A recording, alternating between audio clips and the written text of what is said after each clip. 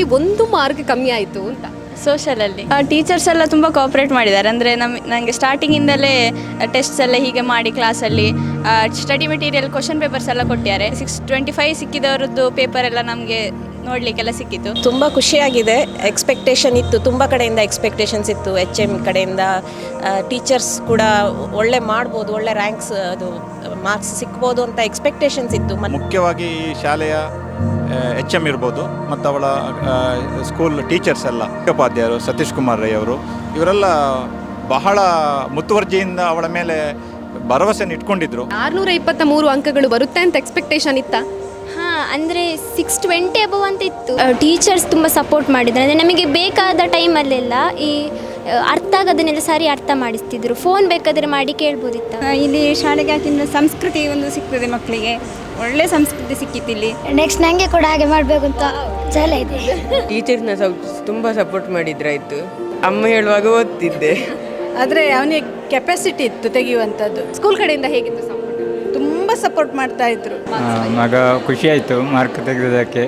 Exam ಹತ್ತಿರ ಬರ್ತಾ ಅಂದರೆ ಟೀಚರ್ಸ್ ತುಂಬ ಸಪೋರ್ಟ್ ಮಾಡಿದರು. ಟೀಚರ್ಸ್ ಸ್ಕೂಲಲ್ಲಿ ತುಂಬ ರಿವಿಷನ್ಸ್ ಮಾಡಿ ತುಂಬ ಕ್ವಶನ್ಸ್ ಕೊಡ್ತಿದ್ರು. ಮಾಡೆಲ್ ಕ್ವಶನ್ ಪೇಪರ್ ಸಾಲ್ವ್ ಮಾಡ್ತಾ ಇದ್ದೆ. ನನಗೂ ತುಂಬ ಖುಷಿ ಆಯಿತು ಮಗಳ ಸಾಧನೆಯನ್ನು ನೋಡಿ. ಮುಖ್ಯವಾಗಿ ಹೇಳೋದಂತಂದರೆ ವಿವೇಕಾನಂದ ಸಂಸ್ಥೆಯ ಈ ಶಾಲೆಯ ಟೀಚರ್ಸ್, ಶಿಕ್ಷಕರ ಏನು ಇದರಲ್ಲಿ ಭಾಗವಹಿಸುವಿಕೆ ಇದೆ, ಅವರ ಸಹಯೋಗ ಏನಿದೆ ಅದು ತುಂಬ ಇಂಪಾರ್ಟೆಂಟ್ ಅಂತ ನನಗೆ ಅನಿಸೋದು.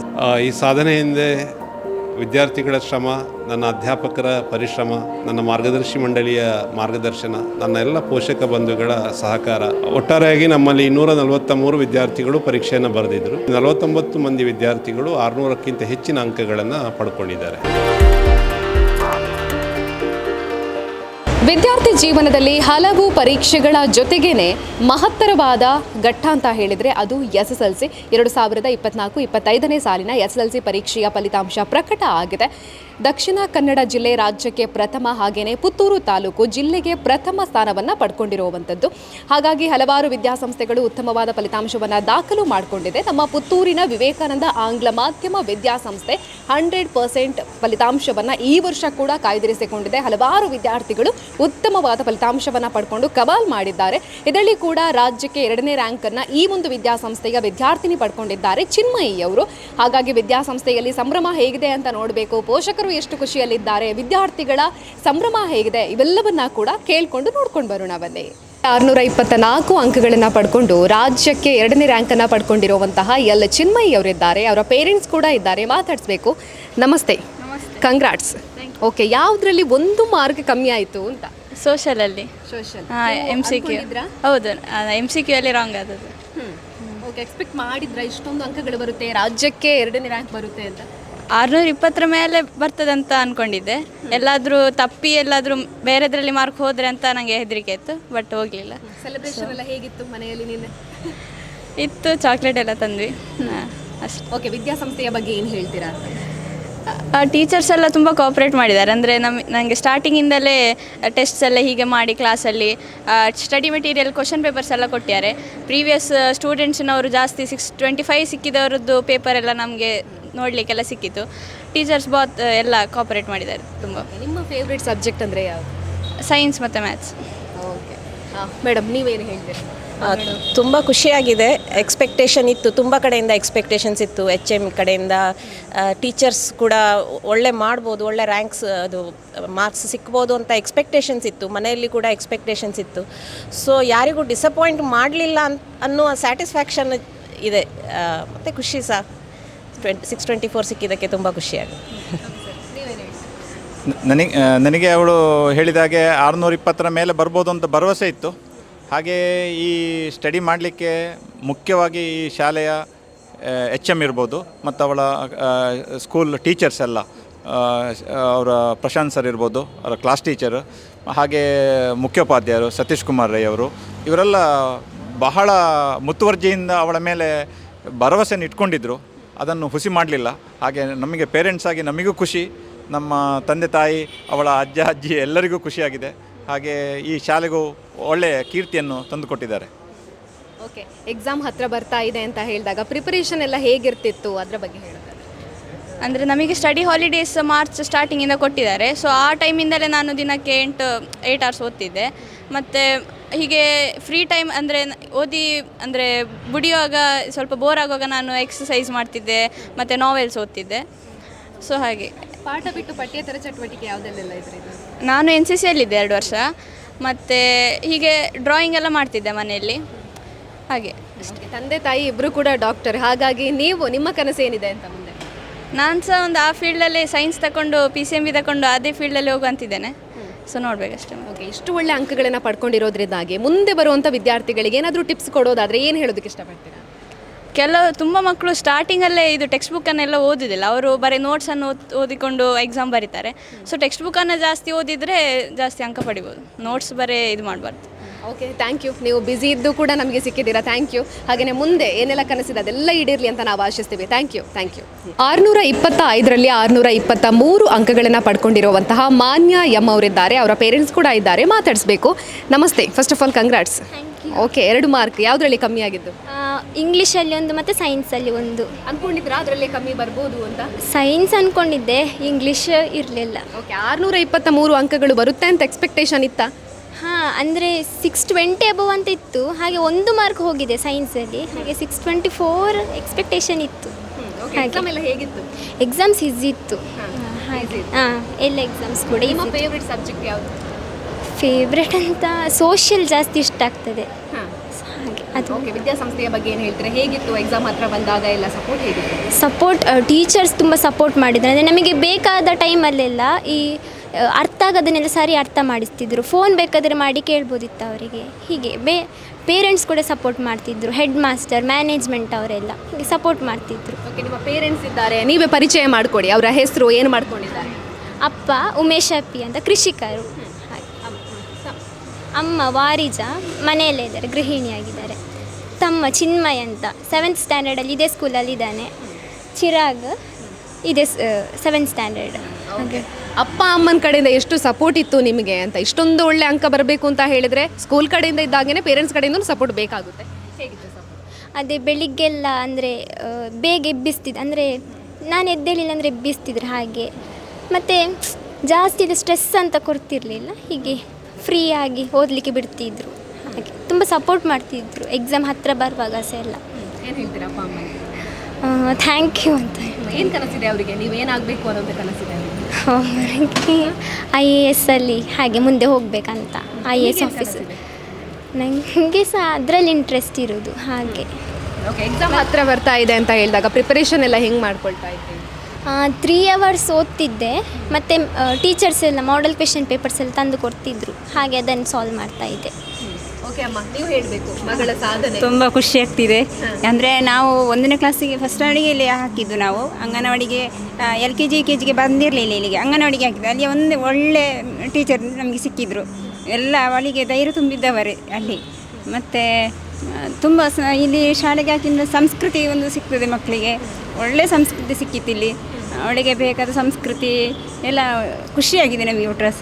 ನೀವು ಅಂದ್ಕೊಂಡಿದ್ರಾ ಇಷ್ಟು ಒಳ್ಳೆ ಅಂಕಗಳು ಬರುತ್ತೆ? ಅಂದರೆ ಫಸ್ಟ್ ಸ್ಟ್ಯಾಂಡರ್ಡಲ್ಲೇ ಅವಳಿಗೆ ಹಠ ಇತ್ತು ತುಂಬ. ತೆಗಿಬೇಕು, ನನಗೆ ಮಾರ್ಕ್ ಬರಬೇಕು, ಒಳ್ಳೆ ಹೆಸರು ತಗೊಳ್ಬೇಕು ಅಂತ ಇತ್ತು ಅವಳಿಗೆ. ಅಂದರೆ ಬಂದಿದೆ, ಖುಷಿ ಆಗ್ತಿದೆ. ಓಕೆ, ನೀವೇನು ಹೇಳ್ತೀರಾ? ಅಕ್ಕನಿಗೆ ಒಳ್ಳೆ ಅಂಕ ಬಂದಿದೆ, ಎಲ್ಲರೂ ವಿಶ್ ಮಾಡ್ತಿದ್ದಾರೆ. ನನಗೆ ತುಂಬ ಖುಷಿಯಾಗಿದೆ. ನೀವು ಕೂಡ ವಿಶ್ ಮಾಡಿದ್ರಾ? ಏನು ಸ್ವೀಟ್ ಕೊಟ್ರ ಅಕ್ಕ? ಇದು ಪೇಡ ಕೊಟ್ರಾ? ಓಕೆ, ನಿಮ್ಗೆ ಖುಷಿ ಆಯ್ತಾ? ಹಾಂ, ನನಗೆ ತುಂಬ ಖುಷಿಯಾಗಿದೆ. ತುಂಬ ಖುಷಿಯಾಗಿದೆ. ನೆಕ್ಸ್ಟ್ ನನಗೆ ಕೂಡ ಹಾಗೆ ಮಾಡಬೇಕು ಅಂತ ಛಲ ಇದೆ. ಮಾಡಬೇಕು. ಓಕೆ ಸರ್, ನೀವು ಹೇಳಿ ಎಷ್ಟು ಖುಷಿ ಎಲ್ಲ ಹೇಳಿದ್ದಾರೆ ಅವರೇ. ಅದೇ ನಮಗೆ ಅಂದರೆ 1ನೇ ಕ್ಲಾಸಿನಿಂದ ಅವರು ಹೈಯೆಸ್ಟ್ ಇದ್ದು ಮಾರ್ಕು, ಟಾಪಲ್ಲಿ ಇದ್ಲು. ಇಲ್ಲಿ 10th ತನಕ ಸಾಧನೆ ಇಟ್ಟಿದ್ದಾಳೆ. ಮತ್ತು ಅದೇ ಅವಳೇ 625 ಅಂತಲೇ ಇತ್ತು ಅವರಿದ್ರಲ್ಲಿ. ಲಾಸ್ಟ್ ಎಕ್ಸಾಮ್ ಆಗುವಾಗ ಹೇಳಾಯ್ತು 1 ಮಾರ್ಕ್ ಓದಿತು ಅಂತ ಹೇಳಿದ್ದು. ಅದು ಇಂಗ್ಲೀಷಲ್ಲ, ಸೈನ್ಸಲ್ಲಿ 1 ಮಾರ್ಕು ಕಡಿಮೆ ಆದೀತು ಅಂತ ಇತ್ತು ಅವಳಲ್ಲಿ. ಮತ್ತು ಬರುವಾಗ 1 ಮಾರ್ಕ್ ಕಡಿಮೆ ಆಯಿತು. ನಾನು ಹೇಳಿದೆ, ನಾನು ಹೇಳಿದೆ 60-25 ಅದು 620 ಬರ್ತದೆ. ಆದರೆ ನೀನು ಇದು ಬೇಜಾರೆಲ್ಲ ಮಾಡಬಾರ್ದು, ಇನ್ನು ಶುರುವಿಗೆ ಬಂದಷ್ಟು ಸಾಕು ನಮಗೆ ಅಂತ ಹೇಳಿದೆ. ಆದರೂ ಅವಳಿಗೆ ಸ್ವಲ್ಪ ಇದುಂಟು, ಅವಳು ಹೇಳೋದಿಲ್ಲ. 1 ಮಾರ್ಕ್ ಕಡಿಮೆ, 25 ಬರಬೇಕಿತ್ತು. ಆದರೂ 1 ಅವಳಲ್ಲಿ ಗೊತ್ತಾಯ್ತಲ್ಲ ಓದೋದು. 1 ಮಾರ್ಕಿಗೆ ಸ್ವಲ್ಪ ಬೇಜಾರಿತ್ತು ಹಾಗೆ. ಮತ್ತು ಅದೇ ಮತ್ತು ಜಾಸ್ತಿ ನಾನು ಹೇಳ್ತೇನೆ, ಆ 3 ಪ್ರಿಪರೇಟ್ರಿ ಇರ್ತಲ್ಲ ಎಕ್ಸಾಮು, ಅದರಲ್ಲಿ ಫುಲ್ ಓದಿದ್ದಾಳೆ. ಮತ್ತು ಫೈನಲ್ ಇದು ಪಬ್ಲಿಕ್ ಎಕ್ಸಾಮಲ್ಲಿ 3 ಗಂಟೆ ಹೇಳಿದ್ಲು ಅವರು, 3 ಗಂಟೆ ಸಹ ದಿವಸಕ್ಕೆ ಓದ್ತಿರಲಿಲ್ಲ. ಯಾಕಂದರೆ ಆ 3 ಪ್ರಿಪರೇಟ್ಲಿ ಪರೀಕ್ಷೆಯಲ್ಲಿ ಕ್ವಶನ್ ಪೇಪರ್ ಎಲ್ಲ ಸೈನ್ಸ್ ಮ್ಯಾಥ್ಸ್ ಎಲ್ಲ ಲೀಕ್ ಔಟ್ ಆಗಿದೆ 3. ಅದನ್ನು ಅವಳು ಹೇಳ್ತಾಯಿದ್ಲು, ಈ ಪ್ರಿಪರೇಟ್ರಲ್ಲೇ ಕ್ವಶನ್ ಪೇಪರ್ ಈಗೆಲ್ಲ ಆಗ್ತದೆ, ಪಬ್ಲಿಕಲ್ಲಿ ಎಂತ ಮಾಡೋದು, ಓದಿ ಅಂತ ಪ್ರಯೋಜನ ಅಂತ ಹಾಗೊಂದು ಹೇಳ್ತಿದ್ಲು. ನಾನು ಸಹ ಒತ್ತಾಯ ಮಾಡಲಿಲ್ಲ, ಮತ್ತೆ ಸಹ ಬಂದದ್ದು ಸಾಕು, ಹೇಗೂ ಅಷ್ಟೊಂದು ನಮಗೆ ಧೈರ್ಯ ಇತ್ತು 620 ಅಬೌವ್ ಬರ್ತದಂತ. ಅದೇ ನಾನು ಹೇಳಿದೆ, ಲಾಸ್ಟ್ ಎಕ್ಸಾಮ್ ಆಗುವಾಗ 625 ಅಂತ ಹೇಳ್ತಿದ್ಲು ಅವರು. ಮತ್ತು ಒಂದು ಎಕ್ಸಾಮ್ ಅದು ಲಾಸ್ಟಿಗೆ ಹೇಳಿದ್ರು, ಇಂಗ್ಲೀಷಲ್ಲಿ ಒಂದು ಹೋಗ್ಲಿಕ್ಕೆ ಚಾನ್ಸ್ ಉಂಟು ಅಂತ ಹೇಳಿದ್ಲು. ಅಂದರೆ 624 ಇತ್ತು ಅವರಲ್ಲಿ, 1 ಮಾರ್ಕ್ ಅದೇ ನಾನು ಹೇಳ್ತೀನಿ ಕಡಿಮೆ. ಅದಂತೂ ನನಗೆ ಭಾರಿ ಖುಷಿಯಾಗಿದೆ. ಮತ್ತು ಇವಾಗ ಮಕ್ಕಳಿಗೆ ಎಜುಕೇಷನ್ ಕೊಡೋದು ಅಂತ ಹೇಳಿದ್ರೇ ಅದೇ ಒಂದು ಕಷ್ಟ. ಯಾಕೆಂದ್ರೆ ನಮ್ಗೆ ಆಸೆ ಇರುತ್ತೆ ಮಕ್ಕಳು ಒಳ್ಳೆಯ ವಿದ್ಯಾಭ್ಯಾಸನೇ ಪಡ್ಕೊಳ್ಬೇಕು ಅಂತ ಹೇಳಿ. ಕಷ್ಟದ ನಡುವೆ ಕೂಡ ಮಗಳು ಇಷ್ಟೊಳ್ಳೆ ಅಂಕಗಳನ್ನು ಪಡ್ಕೊಂಡಿದ್ದಾರೆ. ಮುಂದೆ ಅವ್ರ ಬಗ್ಗೆ ನಿಮಗೇನು ಕನಸಿದೆ ಸರ್ ಅಂತ? ಅದು ಅವಳು ಯಾವುದು ಮಾಡ್ತಾಳೆ ಅದಕ್ಕೆ ನಾವು ಕಳಿಸ್ತೇವೆ. ಅದೇ ನಮಗೆ ಅದೇ ಇಂಜಿನಿಯರಿಂಗ್ ಅಷ್ಟೊಂದು ಇದಿಲ್ಲ, ಯಾವುದಾದ್ರೂ ಒಳ್ಳೆ ಇದೆ ನಮ್ಮ ದೇಶಕ್ಕೆ ಸಂಬಂಧಪಟ್ಟದೆ ಅಂತ ಒಳ್ಳೆ ಕೆಲಸ ಮಾಡಿ ಅಷ್ಟೇ. ಅವಳಿಗೂ ಬೇಕಾದ ಅದೇ, ನಾವು ಅದನ್ನೇ ನಮಗೇನಾದರೂ ಹೇಳಿದಿಲ್ಲ, ಅವಳು ಬೇಕು ಅದನ್ನು ಕಳಿಸ್ತೇವೆ ನಾವು. ಸ್ವಲ್ಪ ಇದು ಸಮಸ್ಯೆ ಇದ್ದರೂ ಕಳಿಸ್ತೇವೆ. ಅಂದರೆ 3 ಜನ ಇದ್ದಾರೆ, ಎಲ್ಲ ಇಲ್ಲಿಗೆ ಕಳಿಸೋದು ನಾವು. ಇಲ್ಲಿ ತುಂಬ ಆಗ್ತದೆ ನಮಗೆ. ಖುಷಿಯಲ್ಲಿ ಕಣ್ಣೀರು ಬರ್ತಾ ಇದೆ ಎಲ್ಲರಿಗೂ, ಅದಲ್ವ? ಎಷ್ಟು ಖುಷಿಯಲ್ಲಿದ್ದೀರಾ ಅಂತ ಇದರಲ್ಲಿ ಗೊತ್ತಾಗ್ತಾ ಇದೆ. ಗಮ್ಮತ್ ಮಾಡಿದ್ರೆ ಸರ್ ನಿನ್ನೆ ಬಂದಲ್ಲ, ನಿನ್ನೆ ಬಂದು ಮನೆಯಲ್ಲಿ ಗಮ್ಮತ್ತಿರಲಿಲ್ಲ, ಅದೇ ಸಣ್ಣದ್ರಲ್ಲಿ ಮಾಡಿದ್ರಿ ಗಮ್ಮತ್ತಿದೆ. ನಮ್ಮನ್ನು ಕರಿತೀರಾ? ಓಕೆ, ಕೊನೆಯದಾಗಿ ಏನು ಹೇಳ್ತೀರಾ? ಅಂದರೆ ಇವಾಗ ಮುಂದೆ ಎಕ್ಸಾಮ್ ಬರೀಬೇಕು ಅಂತ ಇದ್ದಂಥ ಸ್ಟೂಡೆಂಟ್ಗಳಿಗೆ ಏನು ಹೇಳ್ತೀರಾ? ಅಂದರೆ ಪ್ರಾಕ್ಟೀಸ್ ಮಾಡಬೇಕು, ಮೇನ್ ಪ್ರಾಕ್ಟೀಸ್ ಮತ್ತು ಹಾರ್ಡ್ ವರ್ಕ್. ಮತ್ತು ಟೀಚರ್ಸ್ ಅಂತ ಹೇಳ್ತಾರೆ ಅದನ್ನು ಕೂಡ ಸರಿಯಾಗಿ ಪಾಲಿಸಬೇಕು. ಮತ್ತು ಹಳೆ ಕ್ವೆಶನ್ ಪೇಪರ್ಸ್ ಹಾಗೆಲ್ಲ ಸಾಲ್ವ್ ಮಾಡಿದಾಗ ಪರ್ಫೆಕ್ಷನ್ ಬರ್ತದೆ ಅಂತ. ಪೇರೆಂಟ್ಸ್ಗೆ ಏನು ಹೇಳ್ತೀರಾ? ಇಷ್ಟೊಂದು ಪ್ರೀತಿಯಿಂದ ಇಷ್ಟೊಂದು ಸಪೋರ್ಟ್ ಮಾಡಿದ್ದಾರೆ, ಏನು ಹೇಳ್ತೀರಾ? ಥ್ಯಾಂಕ್ ಯು ಅಂತಲೇ ತುಂಬ ಸಪೋರ್ಟ್ ಮಾಡಿದ್ದಾರೆ. ಎಲ್ಲ ಕನಸನ್ನು ಈಡೇರಿಸ್ತೀರಾ? ಹಾಂ, ಹೌದು. ಓಕೆ, ಮುಂದೆ ಏನೆಲ್ಲ ಕನಸಿದೆ ಅದೆಲ್ಲ ಈಡೇರಲಿ ಅಂತ ನಾವು ಆಶಿಸ್ತೀವಿ. Thank you so much. Thank you sir. 625ರಲ್ಲಿ 621 ಅಂಕಗಳನ್ನು ಪಡ್ಕೊಂಡಿರುವಂಥ ಶ್ರೀಚಿತ್ ಅವರಿದ್ದಾರೆ, ಮಾತಾಡ್ಸೋಣ. ನಮಸ್ತೆ, ಕಂಗ್ರಾಟ್ಸ್. ಎಷ್ಟು ಖುಷಿಯಲ್ಲಿದ್ದೀರಾ? ಖುಷಿ ತುಂಬ ಆಗ್ತಾ ಉಂಟು. ನಾನು ಈ ಮಾರ್ಕನ್ನು ಎಕ್ಸ್ಪೆಕ್ಟ್ ಮಾಡಿರಲಿಲ್ಲ.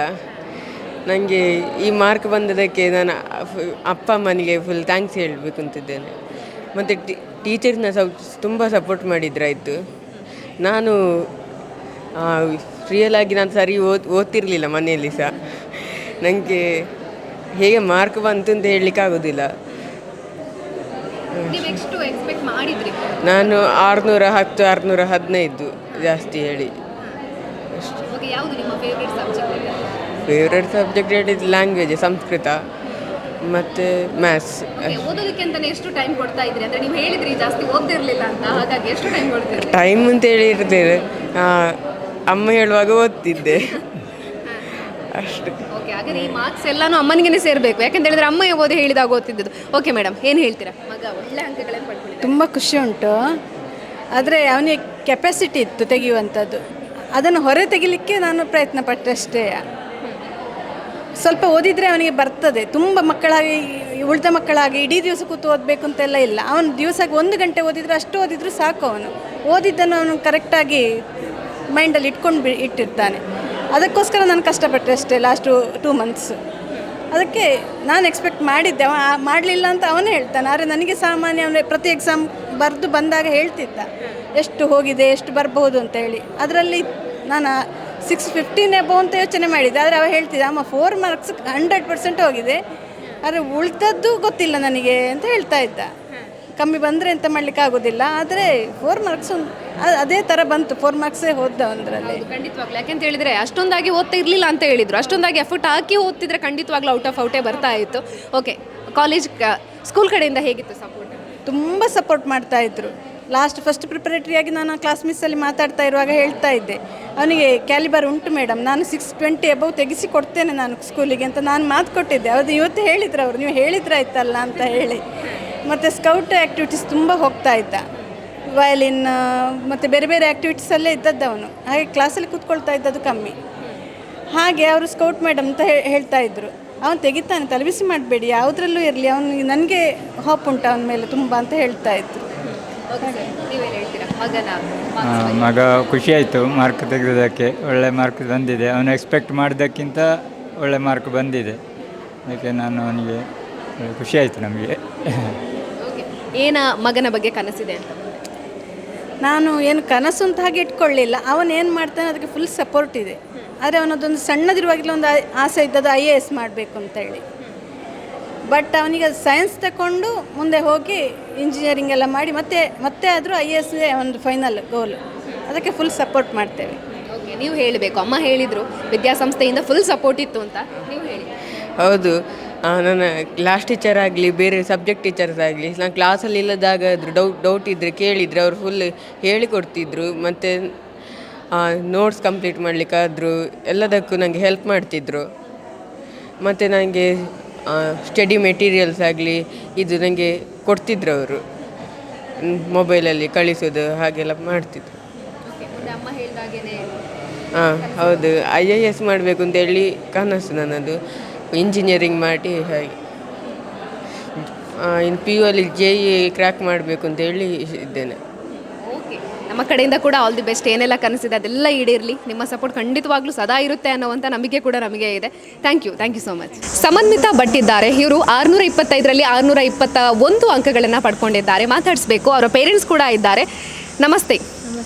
ಎಷ್ಟು ಎಕ್ಸೈಟೆಡ್ ಆಗಿದ್ದೀರಿ? ಎಷ್ಟು ಖುಷಿಯಲ್ಲಿದ್ದೀರಿ? ತುಂಬ ಖುಷಿ ಆಯಿತು. ಎಕ್ಸ್ಪೆಕ್ಟ್ ಮಾಡಿರಲಿಲ್ಲ 621 ಬರ್ತದೆ ಅಂತ. ಖುಷಿ ಆಯಿತು. ಓಕೆ, ಯಾವುದರಲ್ಲಿ ಕಮ್ಮಿ ಆಯಿತು? 4 ಮಾರ್ಕ್ಸ್. ಸೈನ್ಸಲ್ಲಿ 2 ಮಾರ್ಕ್, ಮತ್ತು ಕನ್ನಡದಲ್ಲಿ 1, ಮತ್ತು ಮ್ಯಾಥ್ಸಲ್ಲಿ 1 ಮಾರ್ಕ್ ಕಮ್ಮಿ. ನಿಮ್ಮ ಪೇರೆಂಟ್ಸ್ನ ಪರಿಚಯ ಮಾಡಿಕೊಡಿ. ಹೆಸರು ಏನು ಮಾಡ್ಕೊಂಡಿದ್ದಾರೆ?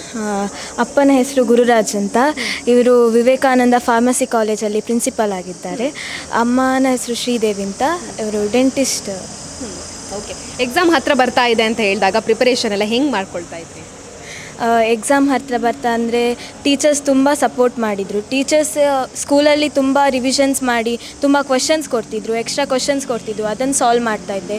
ಮಾಡೆಲ್ ಕ್ವಶನ್ ಪೇಪರ್ ಸಾಲ್ವ್ ಮಾಡ್ತಾಯಿದ್ದೆ. ಹಾಗೆ ಮೊದಲ ಇಯರ್ಸಿನ ಕ್ವಶನ್ ಪೇಪರ್ಸ್ ಕೂಡ ಸಾಲ್ವ್ ಮಾಡ್ತಾಯಿದ್ದೆ. ಓಕೆ, ನಿಮ್ಮ ಫೇವ್ರೆಟ್ ಸಬ್ಜೆಕ್ಟ್ ಯಾವುದು? Favourite subject science. Okay, parents ಕಡೆಯಿಂದ ಸಪೋರ್ಟ್ ಹೇಗಿತ್ತು ಅಂತ? ಯಾಕೆಂತ ಹೇಳಿದರೆ ವಿದ್ಯಾಸಂಸ್ಥೆಯ ಕಡೆಯಿಂದ ಸಪೋರ್ಟ್ ಇರುತ್ತೆ, ಬಟ್ ಪೇರೆಂಟ್ಸ್ ಕಡೆಯಿಂದ ಹೆಂಗಿತ್ತು ಅಂತ? ಪೇರೆಂಟ್ಸ್ ತುಂಬ ಸಪೋರ್ಟ್ ಮಾಡಿದ್ದಾರೆ. ನನ್ನ ಡೌಟ್ಸನ್ನು ಕೂಡ ಕ್ಲಿಯರ್ ಮಾಡ್ತಿದ್ರು. ಸೈನ್ಸ್ ಏನು ಡೌಟ್ಸ್ ಬಂದರೂ ಅಮ್ಮ ಅಪ್ಪ ಎಲ್ಲ ಕ್ಲಿಯರ್ ಮಾಡ್ತಿದ್ರು. ಹಾಗೆ ನನ್ನನ್ನು ಬೆಳಗ್ಗೆ ಎಬ್ಬಿಸಿ ಓದಿಸ್ಲಿಕ್ಕೆ ಕೂತ್ಕೊಳ್ಸ್ತಾ ಇದ್ದರು. ಮತ್ತು ನನಗೆ ಬೇಕಾದಾಗ ನಾನು ಕೇಳಿದಾಗ ಎಲ್ಲ ತಿನ್ನಲಿಕ್ಕೆ ಎಲ್ಲ ಟೈಮ್ಗೆ ಕೊಟ್ಟು ತುಂಬ ಸಪೋರ್ಟ್ ಮಾಡಿದರು. ಫಂಕ್ಷನ್ ಎಲ್ಲ ಮಿಸ್ ಮಾಡ್ಕೊಂಡಿದ್ದೀರಾ ಹೇಗೆ ಅಂತ? ಫಂಕ್ಷನ್ಗೆ ಹೋಗ್ತಾ ಇದ್ದೆ. ಮತ್ತು ಅಪ್ಪ ಅಮ್ಮ ಹೇಳ್ತಿದ್ರು, ಇದು ಓದಿದರೆ ಇದೊಂದು ಲಾಸ್ಟ್ ಓದಿದರೆ ನಿಮಗೆ ಒಳ್ಳೆ ಮಾರ್ಕ್ಸ್ ಬಂದರೆ ಆಯಿತು, ಇಲ್ಲಿಗೊಂದು ಲಾಸ್ಟ್ ಓದಿದರೆ ಮುಗೀತದೆ ಅಂತ ಹೇಳ್ತಾ ಇದ್ರು. ಓಕೆ, ಓದೋದಕ್ಕೆ ಅಂತಾನೆ ಎಷ್ಟು ಟೈಮ್ ಇಡ್ತಾ ಇದ್ರಿ? ಸ್ಟಡಿ ಹಾಲಿಡೇಸಲ್ಲಿ ಓದ್ತಾ ಇದ್ದೆ. ಹಾಗೆ ಸ್ಕೂಲ್ ಇರುವಾಗ ಸಂಜೆ ಒಂದು 2 to 3 hours ಓದ್ತಾ ಇದ್ದೆ. ಹಾಗೆ ಬೆಳಗ್ಗೆ 1 hour.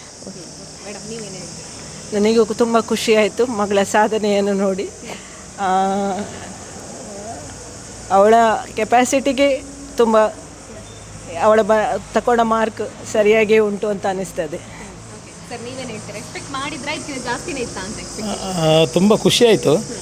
ನಾನು ಆ್ಯಕ್ಚುಲಿ ಇಷ್ಟು ಎಕ್ಸ್ಪೆಕ್ಟ್ ಮಾಡಿರಲಿಲ್ಲ. ಫ್ರ್ಯಾಂಕಾಗಿ ಒಂದು 600ರಿಂದ ಮೇಲೆ ಬರ್ತದೆ ಅಂತ ಹೇಳುವಂಥ ಧೈರ್ಯ ಇತ್ತು ನನಗೆ. ಸಮ್ವೇರ್ 610 615ರ ಒಳಗೆ ಬರ್ಬೋದಾ ಅಂತ ಇತ್ತು. ಆದರೆ 621 ಮಾರ್ಕು ಕೇಳಿ ಬಹಳ ಖುಷಿಯಾಯಿತು.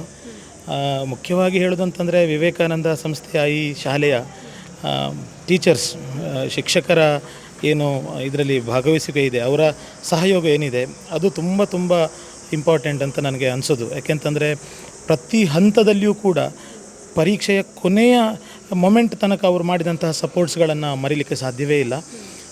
ಒಟ್ಟು ಈ ಶಾಲೆಯ ಶಿಕ್ಷಕರ ಪಾತ್ರ ಇದರಲ್ಲಿ ತುಂಬ ದೊಡ್ಡದು ಅಂತ, ಪೇರೆಂಟ್ಸ್ಗಳಿಗಿಂತ ಎಷ್ಟೋ ಹೆಚ್ಚು ದೊಡ್ಡದು ಅಂತ ನನಗೆ ಅನಿಸುವಂಥ ಭಾವನೆ. ಓಕೆ, ಪ್ರೀತಿಯ ಮಗಳ ಬಗ್ಗೆ ಕನಸೇನಿದೆ ಸರ್ ಅಂತ? ಮುಂದೆ ಏನಾಗಬೇಕು?